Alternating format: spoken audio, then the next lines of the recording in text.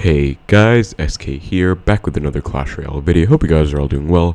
In today's video, we're going to be doing a brief little guide on 3.0 Xbow Cycle and how you can win in single Elixir with this deck. So I'm very happy to say that we are finally back in the normal Path of Legends mode. There is no Mega Draft icon hanging over the arena. We are finally back to normal, and I've been playing quite a lot. It's only the first day of the season so far, but I've already reached Champion League almost. I'm about halfway there, reached Master 3, and on my way up to Champion. Obviously going to make some ladder videos pushing up, but I was able to win 3 games in a row in single Elixir just now, and so this just gave me the idea, why not just make a brief little guide on how to win in single Elixir. Basically, I'm just going to be going over these 3 replays, one against 3.0 Xbow Cycle, one against 2.6 Hog Rider Cycle, one against Splashyard, all pretty common meta decks. I mean, 3.0 isn't very common, but 2.6 is still very much so of a meta deck, and Splashyard is also definitely pretty popular because it's pretty strong. So just going to be going over the replays and telling you guys my thought process and pretty much what happened in each game. And obviously this is going to be a guide on how you can win in single Elixir in every single match, but it's just going to be a brief little overview of how I won in single Elixir 3 matches in a row, which is obviously, pretty decent considering it's 3 matches in a row. And so yeah, just going to be getting right into the match breakdown. Hope you guys enjoy the video. Let me know if you enjoy this type of video, if you'd like to see more, general guides like these. Into our first match, you're going to Splashyard. I know it's going to be most likely either Splashyard or Golem after seeing the Tombstone Phoenix. I go for Archers here just to test the waters and see if it is going to be Golem or Splashyard after seeing Poison. I know for a fact it's going to be Splashyard. So I go for this Xbow, and he does go for the Barb Barrel Skeleton King. Really nice catch on my end. I was able to just tank for the Barb Barrel, as well as the Skeleton King, forcing the Skeleton King ability out, and also notice how I distracted the Phoenix with my Ice Spirit by cycling to it. There's going to be a really nice lock, and right here is my opponent's crucial mistake. This Ice Whiz was a big mistake and probably what lost him the game, because right here my opponent just went for his Skeleton King, which means he's not going to be back to it. So a big part of punishing Splashyard is abusing the Skeleton King cycle, because Skeleton King, you don't get it back after playing it down, you get it back after it dies, and that's a big difference because you can really mess up your cycle. As you guys can see, my opponent is nowhere near his Skeleton King right now, and he's low in Elixir, so I know for a fact after that Ice Whiz he's going to be low in Elixir. And I just try and punish with an Xbow right now. I let the Ice Whiz lock on to the tower because I don't care about this tower damage. I just want to get a punish. So he could go for Tombstone Poison here. He would lose because the Tombstone wouldn't tank. Instead he goes for the Phoenix, but as you guys can see, his cycle is so messed up. He doesn't have Skeleton King right away. He does have it now, but definitely not enough time to tank for it. The Xbow rather. And so I just protect my Xbow with the Knight. I get back to my Archers in a second here, deepest down this Phoenix. And then I also get back to my Ice Spirit for the Phoenix, just barely get it down in time. I do get a big lock. He gets the poison down, but sadly it's too little too late for him. He's already lost the game. I believe he actually just tornadoes my King Tower and loses already, so this is a very easy matchup, but you can definitely punish and single it. So what I pretty much did there, just to recap for you guys, is number 1, looks pretty cool with the 2 pools of poisons there, but I tested the waters by going stacked Archers. He doesn't really have a good play into this. I guess he could go Skeleton King or Barb Barrel, but he does just poison, which is not a very bad play necessarily, but I was able to punish that by going for an Xbow because he can't go poison on my Xbow anymore. And this Xbow I did try and protect, of course, with my Knight, Ice Spirit Skeletons, but notice I already cycled 3 cards, and I also did log on Skeleton King, so a big part of winning in single with Xbow is cycling and being aggressive. So as you guys can see, I literally cycled 4 of my cards, the cheapest possible way to get back to my Xbow, which is 7 Elixir, 2 with each of the cycle cards, 2 with the log, and 3 with the Knight, 7 Elixir total, 4 cards, already back to an Xbow as you guys can see. Meanwhile, my opponent just went for Skeleton King plus Barb Barrel plus ability. That is also 8 Elixir, 1 more than I spent getting back, but he didn't successfully defend my Xbow, and I do get a huge lock here. Also, he does go for the Ice Whiz again. I think he had to kind of let this Knight lock on and not go Ice Whiz, because he went Ice Whiz now, I know he's down in Elixir. So another big part of winning in single is just knowing your opponent's Elixir, and that's not really something I can tell you guys exactly how to do, but you do generally get a better idea of it as you play more. So I knew he was down. I knew his cycle was messed up because Skeleton King's cycle is really awkward for Splashyard, and so he literally just lost from there, and he gave up, so I was able to take the 3 crowns. So really nice first win against Splashyard. Definitely a really easy matchup, not really something that you should need a major guide on how to win against necessarily, but it is definitely a match we can win against in single Elixir. So next up we have 2.6. This is a pretty interesting one. I just beat 2.6 twice in a row technically. This was like a real 2.6 match, a full match. This one I won in single. Let's see exactly how that happened. And this one was kind of a bit of a joke, honestly. I don't think this is a very special match, but it does still go to prove a point that I'd like to make to you guys. So getting into this match here, I do decide to leak, I think, at the start because my opponent's not doing anything. Then I decide to split archers, and this is a big part of winning in single, is actually splitting archers, believe it or not. I'll get more into that later, but he goes for, I believe, a musketeer in the back. Or Ice Spirit, in fact. I go for an Xbow, I think, because I decide to be aggressive. And he goes Musky at the same time. So this is a big part of being aggressive in single. Splitting archers, and then when they go for a 4 Elixir troop in the back, you go Xbow opposite with your archer. This is great for a few reasons. Number one, they just committed 4 Elixir, so they are technically down 4 Elixir. He's at 6. Right now, I am at 4, but I do have a full Xbow, of course, and I have this archer, so I'm essentially just playing an Xbow from full. Basically, before this, if you think only about this lane, I am basically at 10 Elixir, and so is he, but I get an Xbow down, and I actually do have this archer, which is technically 1.5 Elixir, because 2 archers are 3, so I technically am up Elixir in the right, if that makes sense. It's a bit weird to think about it that way, but it does kind of make sense, because whatever he does, to my Xbow, I have an archer supporting, whereas for the other lane, it's not that bad, because even though Muskie will obviously beat an archer one-on-one, archer is still there to kind of support and do something. But the main thing is that split archers usually can bait a response out of your opponent, in this case the musketeer. Sometimes they go baby dragon, sometimes they go mother witch. Actually never really go mother witch in my experience, but sometimes they go baby dragon, sometimes they go hunter. A lot of the time in that case when they go for like a 4 Elixir troop in the back, sometimes even 3 like a mega minion, I do just go for an Xbow opposite, and this is a big part of it, because as you guys can see, he does go for the cannon. And I also predict, this is another big thing of being aggressive in single, making predictions. And I knew after seeing the musketeer, I knew he would be low in Elixir. This was just very lucky that he went Muskie the same time I went Xbow. After seeing Ice Spirit Muskie, I'm making a lot of points here, but another big thing about winning in single is recognition of their deck. I knew after seeing Ice Spirit Musketeer, there are only like 2 or 3 decks in the whole game that run that combination of cards. One would be a weird Xbow version that runs Muskie instead of Ice Spirit, Muskie instead of archers, which never happens, because if you are playing that, you should just play Archer Queen. But anyways, the main common one that comes to mind first off is 2.6.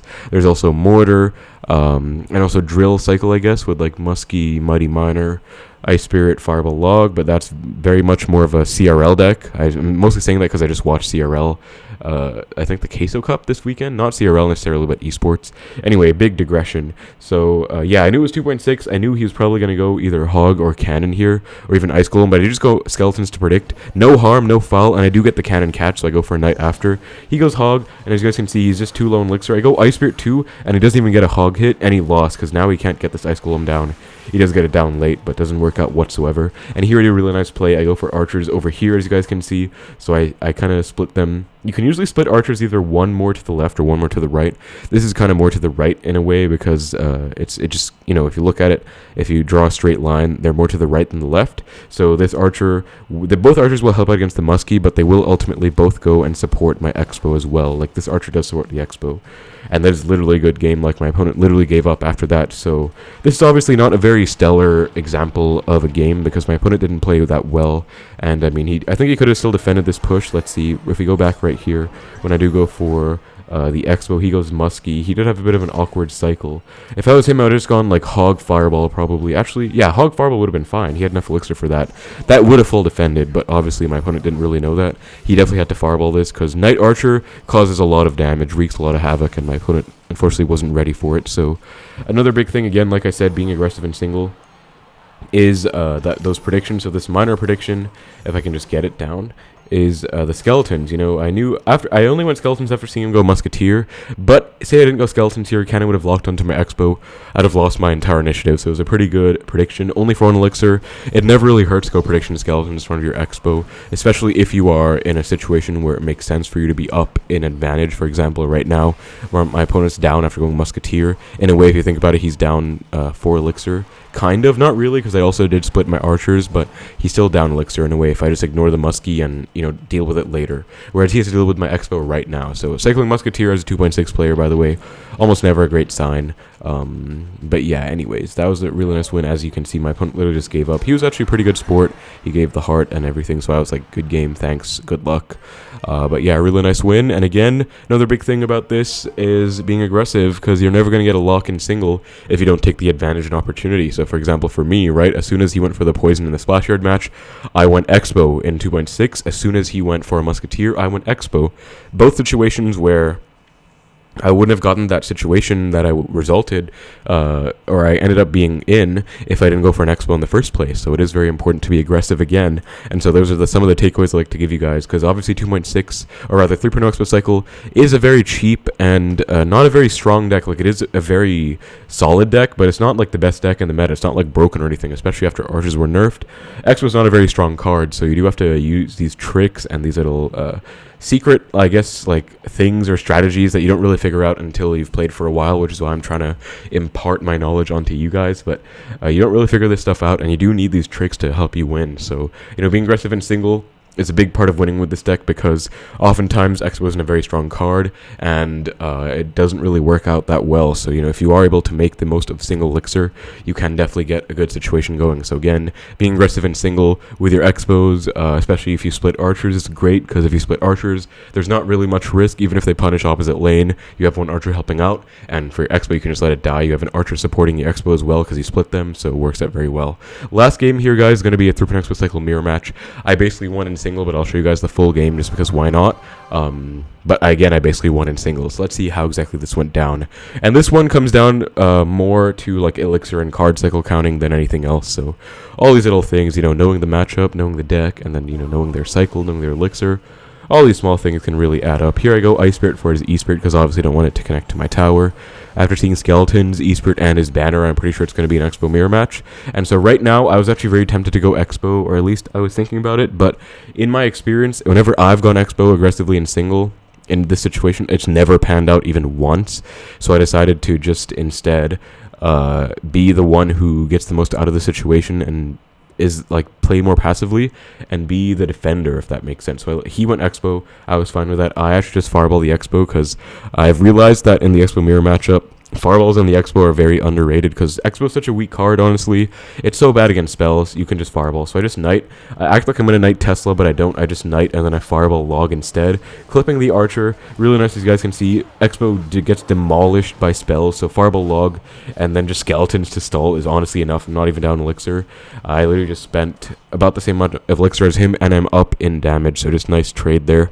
And so yeah, it usually doesn't really pay off to be the aggressor. And so right here, I recognize that number one, his cycle is messed up because he just went for a knight. That was a really bad knight. If I rewind a bit, as you guys can see, he went for a knight with his Xbow. This is never something you ever want to do, especially because I already fireballed. I wasn't going to Tesla. I guess he went knight to try and predict the Tesla, but I didn't even Tesla, so that was a really bad knight. And the reason you don't want to knight in the Xbow mirror match is because you will get punished big time. So right now, I'm already thinking, okay, he wasted his knight. He has a bad cycle. I'm going to Xbow and punish him. This was already on my mind as soon as he wasted his knight. I just wanted to wait to recuperate some more Elixir so I could, you know, fully execute the punish.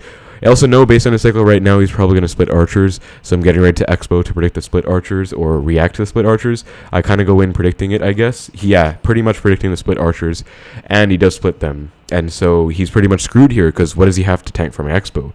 He has to go Xbow or Tesla.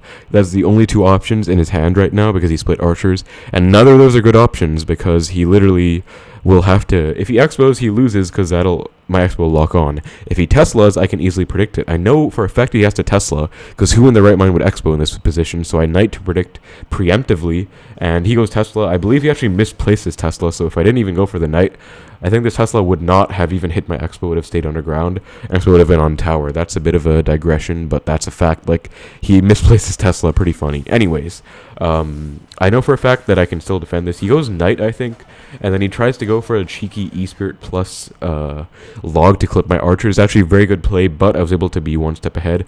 I predicted with the log, pre-log on the E-Spirit, very clutch. I wouldn't say that was 100% a prediction. It was mostly because I wanted to clip the knight plus archer, but in a way it was just defending my Xbow, so I covered all options, and I got a nice little punish on that and got a huge lock. Here I go, Ice Spirit for my one archer. It does jump onto the tower, just getting some more chip. And he goes archers late, and he pretty much lost already. So I would not say that the game is necessarily over. I can very much still choke this game. But it pretty much is over because if you're down this much in an Xbow mirror match, you pretty much lost. And he's also down Elixir. I just go Skeletons to defend. I'm still up like 1 after that. Like, there's no chance he has here. So just to recap that situation, guys, my opponent made a big mistake going for a knight in front of this Xbow here. And was already planning to fireball log his Xbow. And so this was more of a situation of winning in single by punishing his card cycle and his misplays, which is another big thing about Xbow, because Xbow is essentially a punish deck. You want to punish mistakes. And so, pretty big thing about the deck, of course. And yeah, I was literally able to just punish and get a huge lock. And so now my opponent is on the back foot. He has to be the aggressor at all times. Otherwise, he will not really get anything out of the situation. And it's obviously not a situation you want to be in because, I mean, if you're down so much, like, you just have to be aggressive all the time. Doesn't work out. Also, this was just very lucky. This situation worked out perfectly for me. I go knight. We both expo at the same time. Whenever this happens, I usually go knight over here to tank for the expo and also to support my expo. If he goes for a Tesla, knight will tank. And then I like to snipe his expo with either a Tesla or archers. My opponent has the same idea. He goes for a knight in the same spot pretty much. But it actually goes into my knight, so his expo, or I also go archers here, and he goes for trying to defend my expo by going E-Spirit. I think what he should have done is probably just gone all in and like gone E-Spirit log on my archers, but instead he tries to defend. I have a feeling he's going to archers because he went for that E-Spirit, so actually pre-log, I think, on the archers. Yeah, I pretty much pre-log. Very nice play. Able to get a huge lock, and again, my opponent pretty much just lost, so this is pretty much single Elixir still. This is still a sequence coming out of single Elixir, so my opponent literally just lost. And now, I mean, the game is literally over because that was a really good situation. That was just a very lucky sequence, and now I can literally just defensive expo the whole game. It's so annoying when you're down in the Expo mirror matchup, and they just spam defensive expos and there's nothing you can do, but that's pretty much what I'm doing right now to my opponent because he really can't do anything at all about this, so I just, expo. I get back to another offensive expo because again he messed up his cycle by going for a knight. He has to cycle very awkwardly. I do misplace or get my knight down late, but this is another little trick, by the way, guys. They think your expo is gonna die, but you can like last second DPS burst them with like knight plus log or like archers plus log, and right here I do that. My expo is basically dead, but I get a small lock. Like that was what, 276 damage, I think. Yeah, just 270 damage. Going from 676 to 406, so 270 damage, but that's enough to put him in range of 2 fireballs. Now I know I'm down in Elixir. I was thinking of prediction Teslaing, that's why I had Tesla selected, but I don't. And here I'm fine just going with an expo to stall, because now I just know I have to get back to 2 fireballs, so I'm not really worried at all. He also goes for the E-Spirit, which means he can't kill my archers behind the knight. He just went E-Spirit, plus he went fireball, so log doesn't kill knight plus archers. He needs E-Spirit plus log or a fireball, and neither of those options are available to him, so I'm very safe just going for knight archers here and taking the expo out, and then I can pretty much just fireball his tower. And he gives good luck. I think he's upset. But yeah, I mean, I don't know. It's just game over, right? So I fireball. I just go back to my expo to stall out for his expo. Just have to get back to fireball. Only 2 away. I can just log skeletons and I'm back. I think I knight just to be safe. Pretty good prediction fireball on his end does hit my knight, but still not enough. I just fireball tower. And that is going to be a good game. So very nice win against the Expo mirror matchup. And nice little cheeky emote by me. But yeah, that was GG. Very nice win. 3 games, guys. 3 examples of winning in singles. And again, another brief overview of what happened in each game. Game 1 was just recognizing it's a good matchup for me, capitalizing on number 1 champion cycle Skeleton King, number 2 good bait with the archers, going for stacked archers, forcing out the poison. Didn't really force it out, but kind of baited out the poison, I guess, and then he kind of couldn't really do anything from there. So nice little situation of winning in single against Splashyard. Then this game, really good situation of just getting a bit lucky with my opponent not really defending well, panicking a bit, but also good defense because I did go for the good defense on my expo. I went like knight, ice spirit. I went skeleton spirit the cannon. Again, prediction skeleton is very important. And again, going expo aggressively in single when you split archers. No harm, no foul. Worst case, just let your expo die if they go like golem or e-giant. Fully let the expo die. But there's really no harm if you split archers and they're leaking. Just go expo. If they split archers, they go for a 4 elixir card. I always expo opposite. Literally always. Then this game, just pretty much punishing a bad play on his end, wasting the knight. Pretty much cascaded from there, snowballed for him, and he pretty much just couldn't keep up at all, and it was just in my court the whole game. So yeah, anyway, guys, 3 little games, nice little analysis. I just decided to make this video because I've been having fun playing through Pinot for the first time, finally. Let me know if you guys would like to see an early Path of Legends ladder push in my other account, going from all the way at the bottom to, say, Master 1 or wherever the 10 times multiplier takes me. That's pretty much it for the video, guys. Let me know if you enjoyed this guide type video, if you'd be interested in more. Thank you so much, take care, and I will see you in the next one.